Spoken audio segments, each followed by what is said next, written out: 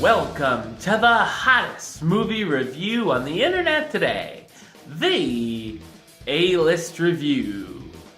I am your host, the Game Changer, Wes Troop.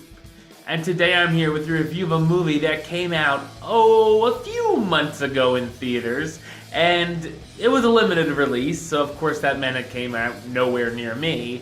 And I had heard some very interesting things said about this film, so of course I wanted to check it out for myself.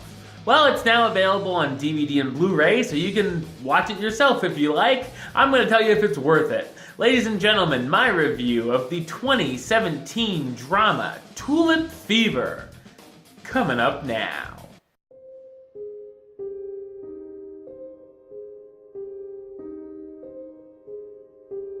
Taking place in 17th century Amsterdam, a young orphan woman is forced to marry an older rich merchant in a marriage of convenience to save her from poverty.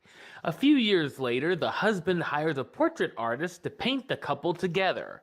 Of course, the wife soon begins a passionate affair with the painter, and the two try to plan out how they could run off together. They enter the tulip bulb market hoping to make a fortune and be able to be together. So what did I think of Tulip Fever? I thought it's a ghastly drama. It's based on the 1999 novel of the same name and was filmed in 2014 and has collected dust on the shelf ever since. Maybe it should have stayed that way. The whole prospect of tulip trading plays out about exactly as exciting as it would sound on screen. Not much at all.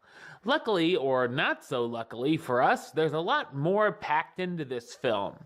There's a very sitcom-y and soap opera-like storyline where the wife's maid becomes pregnant and they decide they're going to pull the old switcheroo and pretend the wife is actually pregnant with the merchant's child, which as you'd expect results in some face-palming antics. In fact, most of the movie is full of the characters doing so many dumb things, and it's amazing how stupid the people are that fall for the hijinks. The highlights of the movie are the Skinamax-worthy sex scenes that are scattered throughout. It also has a very odd tone where 1 minute it will be a dead serious romance and the next it's trying to be like a farce. I think if the movie had not taken itself so seriously and went the comedy route, it would have been a little better at least. Unfortunately, the only laughs the movie gets are unintentional. The script is full of horribly lame dialogue and feels like there are a number of scenes that got cut short or pulled out altogether. The pacing slogs along through the runtime, and while it's under 2 hours, it feels a lot longer.